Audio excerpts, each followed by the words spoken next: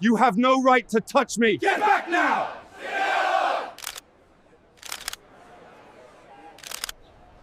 You are out of line, officer! This is police business, Mayor. I am the mayor. When newly elected Mayor Marcus Green is pulled over by Officer Bradley, a corrupt cop with a history of planting evidence, he suddenly finds himself framed for drug possession in a chilling abuse of power. Behind bars, he faces humiliation and despair, but his wife Angela and loyal ally Harris ignite protests outside as whispers of police corruption spread. The media frenzy turns the courtroom into a stage where Marcus is painted as guilty until a young rookie, Officer Diaz, torn by fear and conscience, finally reveals the truth that Bradley planted the drugs and silenced body cams to hide years of misconduct. As confrontations escalate and the public rises, the system's cracks widen, exposing buried complaints and the toxic rot of racism and power. The setup unravels with Diaz risking everything, Marcus refusing to bow, and Bradley doubling down until the trial explodes in suspense, and Marcus is acquitted in a dramatic moment of poetic justice. But the story doesn't end there. Bradley's downfall is swift as his badge is stripped, his lies exposed, and he himself faces criminal charges, while Marcus stands vindicated, his community behind him, turning his survival into resistance, and his resistance sparks systemic change. Asterisk. When new elected Marcus Green is pulled over by Officer Bradley, a corrupt the history of planting evidence, he suddenly finds himself framed for drug possession in a chilling abuse of power. In bars, he faces humiliation and despair, but his wife Angela and loyal ally Harris ignite protests outside as whispers of police corruption spread. He turns the courtroom into a stage where Marcus is painted as guilty until a young rookie, Officer Diaz, torn by fear and conscience, finally reveals the truth that Bradley planted the drug and silenced body cams to hide years of misconduct. As confrontations escalate and the public rises, the system cracks wide, exposing buried complaints and the toxic rot of racism and power. Setup unravels with Diaz risking everything, Marcus refusing to bow, and Bradley doubling down until the trial explodes in suspense, and Marcus is acquitted in a dramatic moment of poetic justice. The story doesn't end there. Bradley's downfall is swift, his badge is stripped, his lies exposed, and he himself faces criminal charges, while Marcus stands vindicated, his community behind him. Survival into resistance, his resistance into spark for systemic change. Asterisk. The night quiet, the kind of silence that only came after a city meeting when the people finally got home and the streets were left to breathe. Marcus Green, the city's elected mayor, drove his black sedan through the dimly lit avenue. Tie was loosened, his jacket draped across the passenger seat. He glanced in the rearview mirror, blue and red lights exploded behind him. Marcus sighed. Here we go. The cruiser close, the siren wailed, demanding obedience. He pulled Officer Bradley, evening, license and registration. Marcus, of course. Officer, may I ask why I was stopped? Brad, we'll get to that. Out of the vehicle. Step out. I haven't. Brad. Snap. No. Narration carried the tension. Marcus's hands moved slowly, deliberately, every gesture meant to keep himself alive. Marcus, I'll comply. No such moves. Brad, smart choice. Bradley's sword was visible in the street. His voice carried the weight of authority sharpened by prejudice. Marcus, my license and registration are in the box. May I retrieve them? Bradley, sure. I'll watch closely. Marcus opened it, handed the documents over. Bradley barely looked before tossing them on the hood. Bradley, where you headed this late, huh? Marcus, home. After a long day of work. Chuckles, work, right? What do you do? Marcus, public service. Bradley, that's so. You look more like a deal in other things. Marcus clenched his jaw but said nothing. Bradley circled the car like a predator. He leaned inside with a flashlight. Minutes dragged. Then, theatrically, he pulled out a small plastic bag. White paper shimmered under the lights. Bradley, well, what do we here? Marcus, see, not mine. Bradley, sure it. Heard that before. Marcus, you planted that. Bradley laughs. Careful with accusations, son. Things could get ugly. Narration cut in like a blade. The system was built for this moment. Word against a badge. History, the other carried tough. Bradley, Marcus against the hood. Marcus, there's no need for force. Bradley, hands behind back. Mark, I know my rights. You have the right to remain silent. I suggest you use it. Cold metal wrapped around Marcus's wrist. As the user door slammed. Marcus stared through the glass at the he was chosen to lead. He thought of every black man who'd been here before him, stripped of dignity by a lie. He whispered to himself, Marcus, it's the wrong man tonight. Fade black. The cell door echoing through the concrete corridor. Marcus sat on the thin cot, the cold steel frame pressed against his back. He wasn't a stranger. He had toured enough of them as an activist in politician, but never from the inside. Never as an inmate. The air reeked of sweat, disinfectant. There, two men in the opposite cell looked at him curiously. Inmate number 1, a suit, in here. But you, Menembers. Marcus, calmly no. Fixed up. Inmate 2, laughs bitterly. Ain't nobody in here for just a traffic stop. Marcus, they said drug. Inmate number 1, snorts class. White powder special. They love that. Marcus leaned forward, elbows on knee, his voice low, but steady. Marcus, they put it. The officer, inmate number 2, always do, brother, always. But you look different. Marcus, different how? Inmate number 1, squints. You yourself like you ain't supposed to be here. Like you think you in charge. Narration cut through. He was in charge of the city, but here, the badge erased all titles. To them, he was just another black man in a cell. A heavy laugh erupted from down the hall. Officer Bradley strutted past, baton in hand, enjoying the spectacle. Bradley, comfortable mayor. Marcus, eyes narrow so you knew all along. Bradley, mock, gasp, mayor. You hear that, boys? We got ourselves a VIP. Inmate number 2. To Marcus, whispering, mayor. You serious? Marcus, measured, keep it quiet. Bradley, leaning on bars, thought you'd get a free pass 'cause of the suit, huh? Not in my city. In here, you ain't nothing but another number. Bradley walked off, whistling. The sound echoed like mockery. The inmates leaned closer. Inmate number 1. He wasn't joking, was he? You really? Marcus sighs, yes. First black mayor of this city, elected 3 months ago. Inmate number 2. And they got you in here like the rest of us. Damn, Marcus. That's the point, isn't it? Doesn't matter the title. Doesn't matter the office. To him, I'm still just a black man behind bars. Silence, stretched. Then, quietly, inmate number 1 nodded. Inmate number 1, maybe you finally understand. Narration. He did, more than ever. He had given speeches about justice, marched for reform, shaken hands at rallies, but steel bars carried a different truth, one that couldn't be put into words for a campaign slogan. A guard tossed a tray of food into the cell. The watery stew splashed on the floor. Marcus didn't move. Inmate number 2, eat, man. Tomorrow, you're gonna need strength. Marcus, flat tomorrow. Inmate number 1, arraignment. They'll drag you in front of a judge like a criminal. Media'll be all over it. And you best believe they won't call you mayor on the news. Just black man arrested with drugs. Marcus clenched his fists. Marcus, that headline's already written. Later that night, when the lights dimmed and the guards grew lazy, Marcus whispered across the bars. Marcus, I won't call in favors. Not yet. Inmate number 2. Why not? You got power, use it, Marcus. Because this isn't just about me. If I fight it quietly, they'll bury the truth. If I fight it right, they'll expose themselves. Inmate number 1. That's dangerous thinking. Marcus, justice is dangerous work. Narration slowed, heavy like chains. He could walk out tomorrow with one phone call, but he wouldn't. Not until the mask was ripped from Bradley's face. Not until every man behind these bars knew their stories mattered. 2. The night was long, filled with murmurs and the clang of distant doors. Marcus lay back on the cot, eyes fixed on the ceiling. He whispered to the silence, Marcus, they think they caged me, but I've been caged before. This time, I'll tear the walls down. By morning, Marcus's name was already splashed across every local outlet.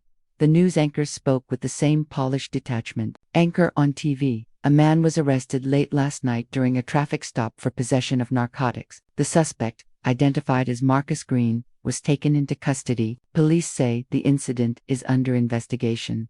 Narration cut in like a scalpel.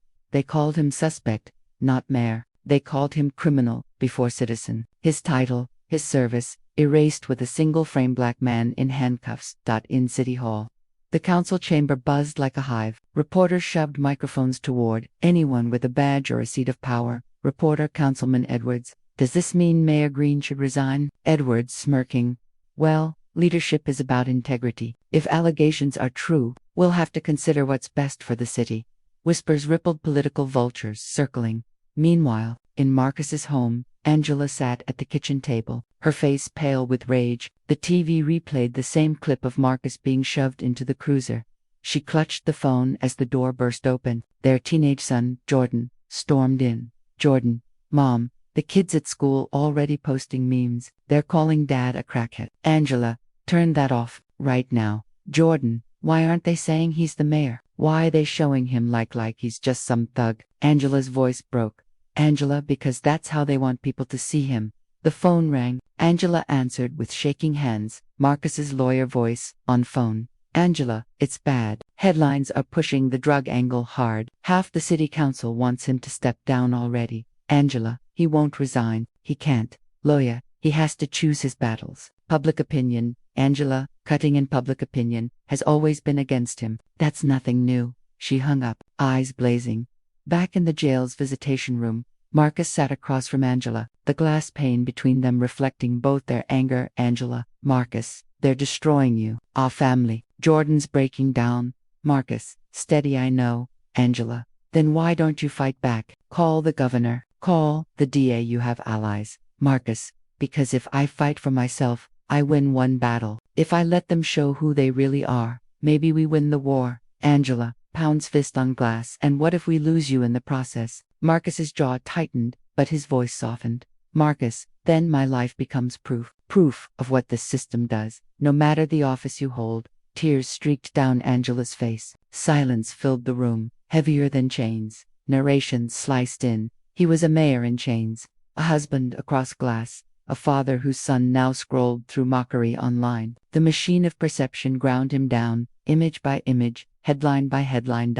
At City Hall later that day, allies gathered. Councilwoman Harris, one of Marcus's staunch supporters, slammed her hand on the conference table. Harris, this is a setup. You all know Bradley's history. Edwards, alleged history. Harris, please, he's been complained about a dozen times by black residents. Edwards shrugs. Complaints don't mean guilt. Harris, to Marcus's team, we need to fight this in public. Organize protests. Get community leaders speaking out. Campaign manager, but optics. Harris, forget optics. This is about survival. Meanwhile, reporters shouted questions at the jailhouse steps. Reporter 1, Mayor Green, did you have narcotics in your vehicle? Reporter 2, do you plan to resign? Reporter 3, are you setting a bad example for the community? Marcus, escorted in cuffs, didn't answer. His silence screamed louder than their accusations. That night, as Angela tucked Jordan into bed, he whispered, Jordan, Mom, are they gonna take Dad away forever? Angela, hugging him, no. Your father's stronger than they know. Jordan, then why do they hate him so much? Angela, voice trembling because he refuses to bow. Narration lingered like a closing gavel. The court of law had yet to convene, but the court of public opinion had already delivered its verdict. And in America, perception often mattered more than truth.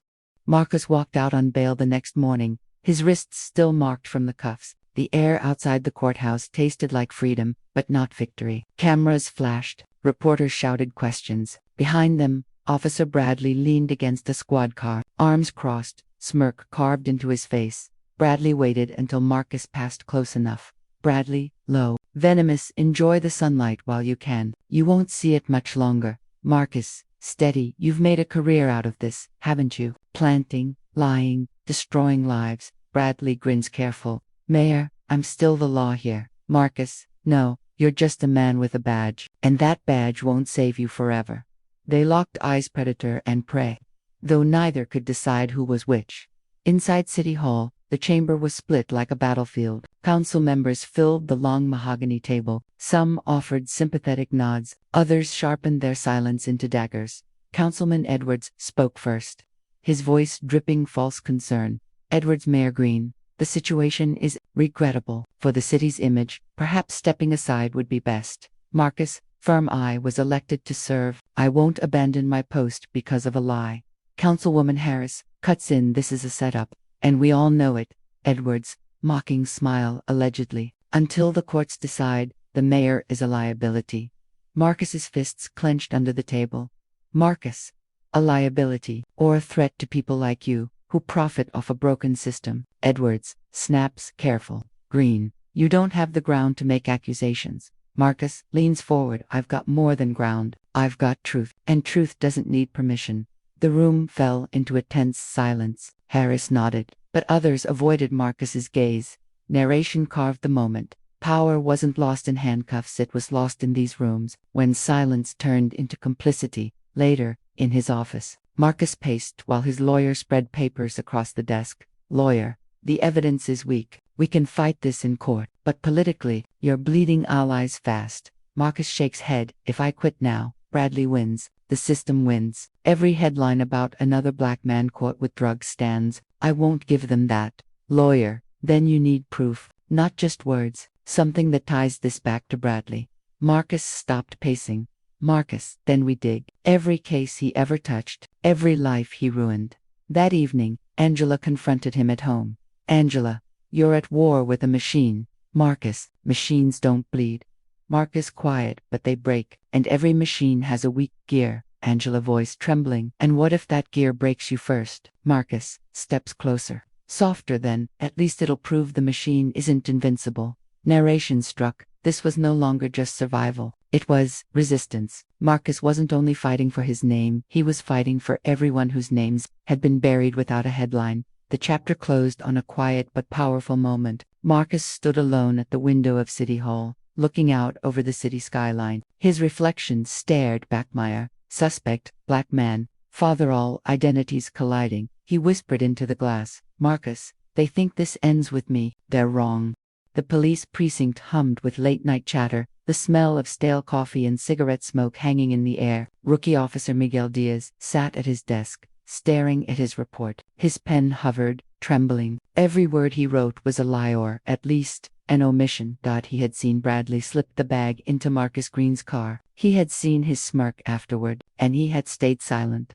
Bradley strode past, clapping Diaz on the shoulder. Bradley, good work last night, kid. Smooth arrest. You're learning. Diaz forces a nod. Yeah, smooth. Bradley grins. Stick with me, and you'll go far. Just don't overthink things. Paperwork's just paperwork. Bradley walked off, whistling. Diaz's stomach churned. Narration cut in. Silence was safety, but silence was also complicity, and complicity was beginning to rot him from the inside.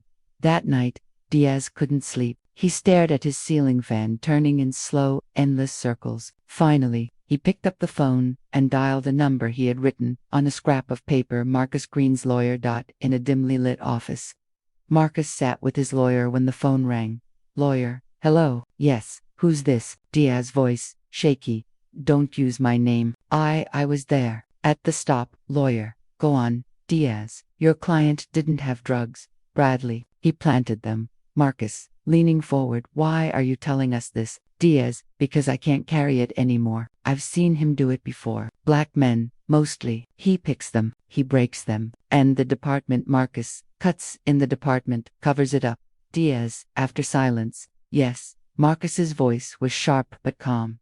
Marcus, do you realize what this means if you come forward? Your badge, your career, maybe your life. Diaz, I know, but I can't keep watching innocent men go down. Not this time. Not you. Lawyer, we'll need you to testify. Diaz, hesitant. Testify. In open court. Marcus, it's the only way. Diaz, long pause. Then God help me. Narration pressed.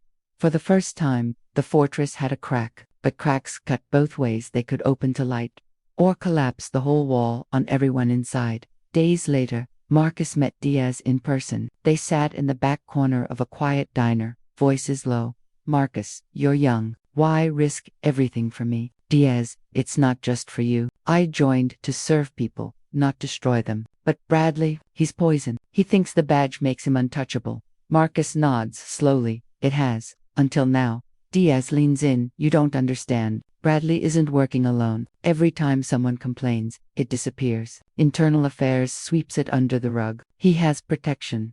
Marcus. Then we expose the whole rotten structure. Diaz. Fearful. You talk like it's easy. It's not. You go against him. You go against the department. That's suicide. Marcus. Quiet. Fierce. So be it. The waitress poured coffee. Neither man touched it. Diaz. After a pause, he'll come after me if he suspects. Marcus. He already owns you with silence. The only way out is truth. Diaz nods, whispering, then I'll testify. Later. Back at City Hall, Marcus relayed the news to Harris. Harris, stunned at cops willing to break the blue wall. Do you know what this means? Marcus, it means Bradley's not invincible. It means justice might finally have a witness. Harris, or it means that young man gets crushed before he ever reaches the stand. Marcus, then we protect him, because if he falls, so do we all. Narration deepened. Resistance was no longer just Marcus against Bradley. It was Marcus and Diaz, two men from different worlds, both bound by a single truth. Corruption only wins when silence holds. That night, Diaz sat in his car, hands gripping the wheel, sweat on his palms. A shadow passed by his window. Bradley, smirking as he tapped the glass. Bradley, late night, rookie, keep your head clear. Remember loyalty's everything. Diaz forced a smile, nodding, but inside, his decision was made. He whispered to himself after Bradley walked away, Diaz, loyalty belongs to truth, not to corruption. The courthouse buzzed like a beehive under siege. Reporters swarmed the steps, microphones thrust forward as chants echoed from the crowd. Protesters, justice for Marcus, justice for all. Handmade signs waved in the air, stop police corruption. Hands off, our mayor. Black lives still matter. Marcus walked through the gauntlet with his lawyer at his side, Angela gripping his hand tightly. The cameras devoured every second. Inside the courtroom, Bradley sat at the prosecution's table, arms folded, eyes narrowed into slits. He radiated smug certainty. Prosecutor, Your Honor, this is a straightforward case. Narcotics were discovered in the defendant's vehicle during a lawful stop. Defense lawyer, cutting in discovered or planted. Judge, sternly counsel, you'll have your chance. The jury's eyes flicked between Marcus and Bradley, searching for cracks in composure. Narration pressed. Trials were theater, and in this theater, Marcus's life was the stage, and Bradley was playing the role of righteous enforcer. But behind the mask, rot was spreading. At City Hall later that day, Harris stormed into Marcus's office. Harris, we have thousands marching in the streets. The people are with you, but the council's tearing itself apart. Marcus, leaning on desk, let them tear. It exposes them. Harris, and what if it exposes you first? The press is still calling you disgraced mayor. Marcus firm, better disgraced in headlines than silent in history. Meanwhile, Diaz sat in his tiny apartment, blinds drawn. His phone buzzed with anonymous messages. Keep quiet, rookie. Cops protect their own. Another read, we know where you live. He dropped the phone, trembling. That night, Marcus arranged a meeting with Bradley in the underground parking lot of City Hall. Only the echo of their footsteps filled the concrete cavern. Bradley, mocking, couldn't wait for trial. Needed a private moment to beg. Marcus, I'm not begging. Bradley, then what's this? You think your little protests scare me? I've been cleaning up the streets for years. Marcus, icy calm, you've been planting poison and calling it justice. And now, one of your own is ready to testify. Bradley froze for a fraction of a second. Then his grin returned. Bradley Diaz, the rookie. He won't last. Fear has a way of shutting mouths. Marcus, not this time. Bradley steps closer, whispering, you think you're untouchable, 'cause you're mayor. Look around. Out here, the badge still owns you. And when Diaz disappears, so does your case. Narration sliced in. For the first time, Bradley revealed fear, not in his words, but in the tremor hidden behind them. The fortress was cracking and Marcus could hear the crumble beneath the swagger. The next morning, protests swelled. News stations aired footage of thousands chanting outside police headquarters. Angela stood at the front, megaphone in hand. Angela, they tried to break my husband, but he stands. They tried to frame our people, but we rise. We will not be silenced. Crowd roars. Her voice became the heartbeat of the movement. And Marcus, watching from the courthouse window, felt both pride and fear. Inside court, the defense began dissecting Bradley's story. Defense lawyer, Officer Bradley, why did you search the mayor's car without probable cause? Bradley, suspicious behavior, late night driving, nervous mannerisms. Defense lawyer, cuts in suspicious, because he was a black man in a nice car. Bradley bristles, that's not what I said. Defense lawyer, but it's what you meant.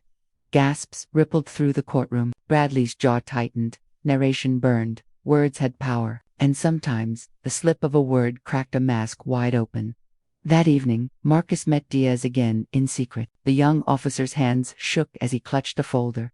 Diaz, these are copies of old complaints, cases Bradley touched, every one dismissed, sealed, or marked unsubstantiated. Marcus scans papers. How did you get these? Diaz, risked my badge, downloaded them before Internal Affairs could wipe the trail. Marcus, you realize, they'll come for you now. Diaz, voice trembling but firm, let them. I'd rather lose my badge than my soul. Marcus put a hand on his shoulder. Marcus, then you won't lose either, not if we fight this together.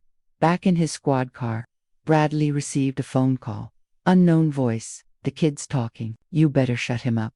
Bradley snarls, I'll handle it. He hung up, eyes blazing. Narration lingered. The setup was unraveling, but unraveling threads could still strangle. Truth was coming, but so was retaliation. That night, Marcus stood before a crowd outside City Hall. Cameras captured every word. Marcus, they wanted to frame me. But this isn't just about Marcus Green. This is about every man who's been stopped, searched, and stripped of dignity for the crime of existing while black. Tomorrow, we show them their lies can't bury us. The crowd erupted. High above, Bradley watched from the shadows of a rooftop, hand on his radio, jaw clenched tight. For the first time, his smirk was gone.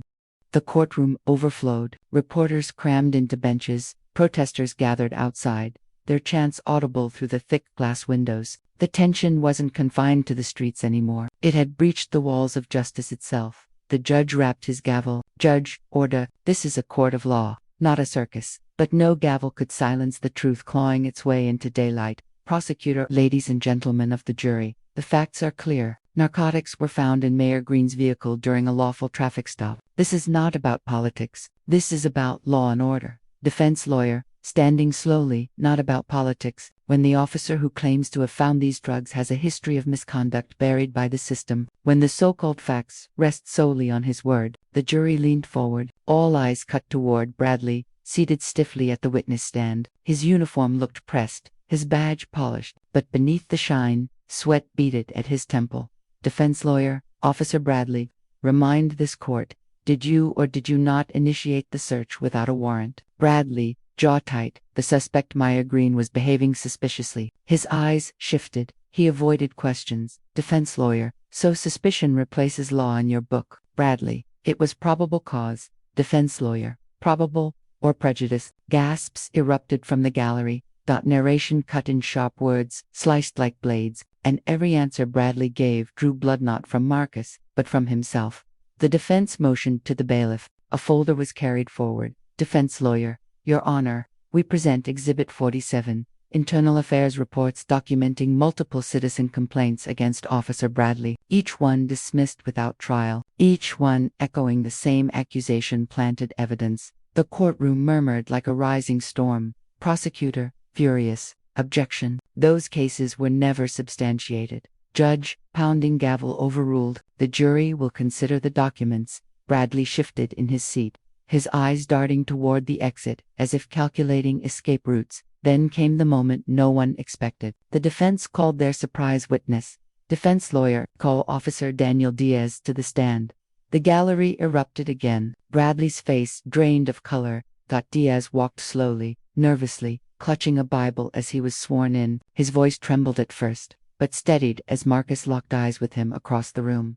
Defense lawyer, Officer Diaz, you were present during Mayor Green's arrest. What did you see? Diaz swallows hard. I saw Officer Bradley plant the drugs. The room exploded. Reporters scribbled furiously. Cameras clicked like machine guns. Judge, slamming gavel, order. Order in this court. Bradley shot up from his chair. Bradley, that's a lie. He's a rookie. He doesn't know procedure. Defense lawyer, calmly, then perhaps the jury would like to hear why Officer Diaz risked his career, his safety, and possibly his life, to tell this lie under oath. Diaz's hands shook, but his voice did not. Diaz, because I became a cop to protect people, not to ruin innocent lives. I couldn't keep quiet. I won't, narration whispered. Courage wasn't the absence of fear, it was speaking truth while fear clawed at your throat. Bradley leaned over the witness stand, veins bulging. Bradley, snarling, you'll regret this, kid. You think the badge will protect you after this? Judge, booming enough. Sit down.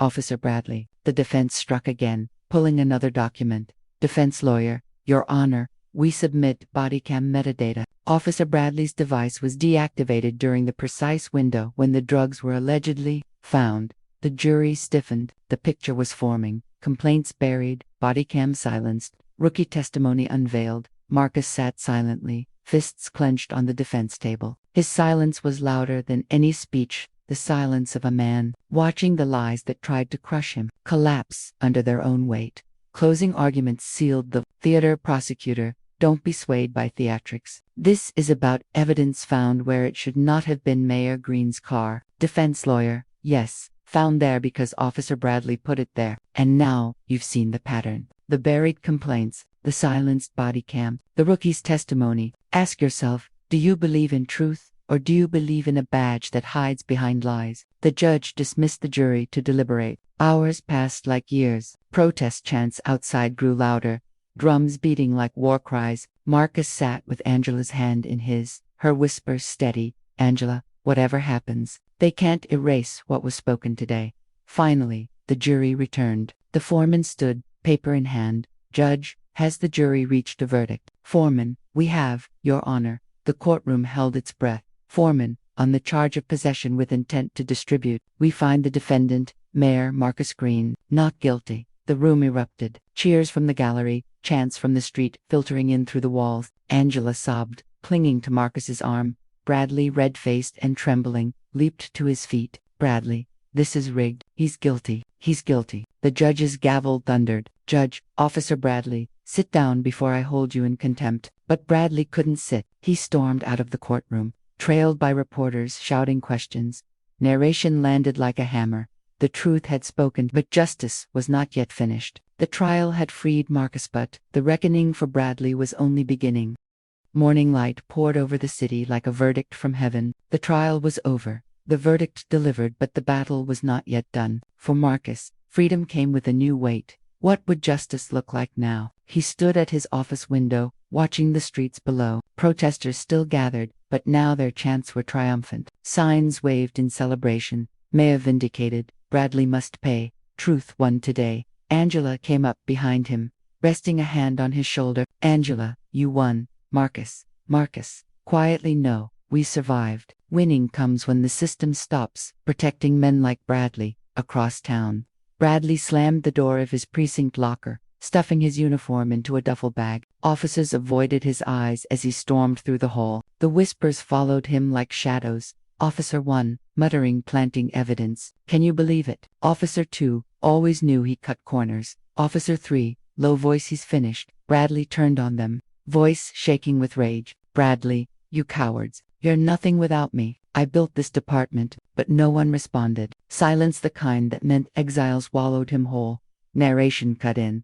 Power abandoned him faster than any enemy could have. For years, he ruled through fear. Now fear turned its back. By afternoon, the mayor's office held a press conference. Cameras lined the room, flashing endlessly as Marcus approached the podium. He wore no smile, no mask, just the gravity of a man carrying both vindication and scars. Marcus, yesterday, the court declared my innocence, but this was never about just one man. It was about a pattern, a system that lets officers abuse power, plant lies, and call it law. That ends here. Not because I say so, but because the people demand it. Applause filled the chamber. Angela stood at the side, pride shimmering in her tears. Harris scribbled notes furiously, already planning the next reforms Marcus promised. Meanwhile, reporters swarmed. Bradley outside the courthouse, where he now faced an internal affairs hearing. Reporter 1, Officer Bradley, how do you respond to Diaz's testimony? Reporter 2, do you regret turning off your body cam? Reporter 3, will you resign? Bradley shoved through them, jaw tight. His swagger was gone, replaced by something closer to desperation. Inside the hearing, internal affairs agent sat stone-faced. IA investigator, Officer Bradley, given the overwhelming evidence and testimony, you are hereby stripped of badge and firearm pending criminal investigation. Do you have anything to say? Bradley leaned forward, voice venomous. Bradley, you think you've won? You think this city's safe with him in charge? You'll all regret this. But the words landed empty. The badge was pulled from his chest, the gun from his holster. He walked out lighter in uniform, heavier in shame. Narration whispered. Stripped of his armor, Bradley was just another man, and when power leaves a man who abused it, the world sees him for what he truly was, small. Back at City Hall, Diaz approached Marcus nervously. Diaz, Mayor Green, I don't know what happens to me now. I'm not sure the department will keep me after what I did. Marcus, gripping his hand firmly. You did what was right when it mattered. That makes you more of a cop than most who wear the badge. Whatever happens, you won't stand alone. Diaz's shoulders sagged with relief. That evening, Marcus walked through the same neighborhood where he'd once been arrested. Children ran up to him, shouting Mayor Green. Elders clasped his hand, thanking him for standing firm. An older man leaned in close. Elder, they tried to bury you, son, but they didn't know you were a seed. Marcus smiled for the first time in weeks. At home, Angela curled up beside him. Angela, do you ever wonder, what if you hadn't fought back? Marcus, after a long pause, then Bradley would still be out there, planting poison, and I'd be another headline, another black man broken by the system. No, fighting back wasn't just survival, it was duty. Angela kissed his cheek softly. Angela, then keep fighting, but don't forget to live 2 days later. Bradley faced the ultimate fall. The district attorney announced charges: tampering with evidence, perjury, obstruction of justice. The same courtroom where he once testified now prepared to try him. Protesters outside held new signs, from badge to bars. Narration settled like a closing argument. Poetic justice was not always swift, but it was certain. A man who built his power on lies was destroyed by the very truth he thought he could bury. In the final scene, Marcus addressed a rally at City Hall, the steps overflowing with supporters. Spotlights lit the night sky as he spoke, his voice carrying over thousands. Marcus, they said, one man couldn't change a system, but one man speaking truth becomes a spark, and a spark becomes a fire. Together, we are that fire, and we will burn away every lie they try to plant in our soil. The crowd roared, chants rising like thunder. Angela raised her fist beside him. Diaz stood near the edge of the stage, no longer trembling, but proud. Narration closed the story with weight. Justice was not perfect, nor was it finished. But for one night, the city breathed freer, and in that breath lived the promise of tomorrow, that lies may rise, but truth will always outlast them.